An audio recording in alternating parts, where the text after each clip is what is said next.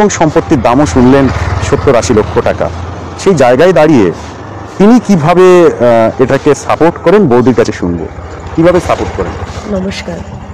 আসলে সাপোর্ট তো দেখুন, সমস্ত কিছু আপনারাও শুনলেন যে মানে এদের যে পুরনো সমস্ত কিছু শুনলেন, সেটা আমিও শুনেছি। শোনার পরে সব কিছুর বিনিময়ে একটাই কথা বলতে চাইবো যে কিছু মানুষের অন্যায়ের জন্য সম্পূর্ণ কোনো পন্থা, সম্পূর্ণ কোনো ধর্মাবলম্বী মানুষদের বা সম্পূর্ণ ধর্মটাকে আমরা ইগনোর করতে পারি না।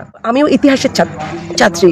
আমি বহু ইতিহাস, বহু রাজা, বহু কিছু পড়ার পরে তো আমারও তো সেই জায়গা থেকে যখন আমি বিবেচনা করেছি যে এটা তো তাদের দোষ নয়, একটা পরিবার সূত্রে যখন একটা জিনিস পাওয়া গেছে এবং সেটা যখন আমার ঠাকুমা, যিনি এই বাড়ির যিনি ঠাকুমা ছিলেন, তিনি মেনে নিয়েছেন।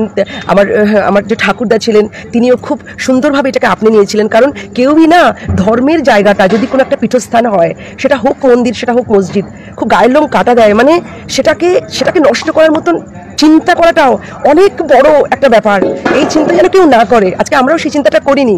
আজকে আমরা অন্য ধর্মের হয়েও এই ধর্মের এই পীঠস্থানটাকে আমরা ভাঙতে দিইনি, কারণ এটা আমাদের বুকে বাঁধে। আমাদের শিক্ষা এটা নয়।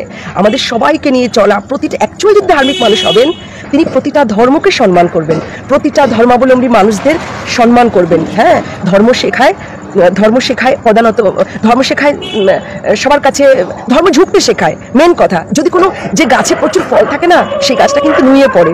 যে গাছে কোনো কিছু থাকে না, সেই গাছ কিন্তু স্ট্রেট থাকে। তো আমার কাছে যদি আমি সমস্ত কিছু দিয়ে সবাইকে আপনাবো বা ঝুঁকে থাকবো, এতে আমার কোনো নয় আর কি। যাই হোক, এটা মনে করে ভালো লেগেছিল, মেনে নিয়েছিলাম এবং আনন্দ করি। তো এতে সবাই, আশা করি আগামী দিনের জন্য সবাই, শুধু আমরা নয়, সবাই, মন্দির হোক আর মসজিদ হোক, ধর্মের স্থানগুলোকে না, ওটা একটা আলাদা জায়গা, আবেগ, সেখানে অনেক আবেগ মিশে থাকে। ওই জায়গাটাকে প্লিজ কলুণ্ঠিত করবেন না, ধুলুণ্ঠিত করবেন না। সবার কাছে এটাই অনুরোধ থাকে। প্র্যাকটিসিং রিলিজিয়ান আর ধর্ম দুটো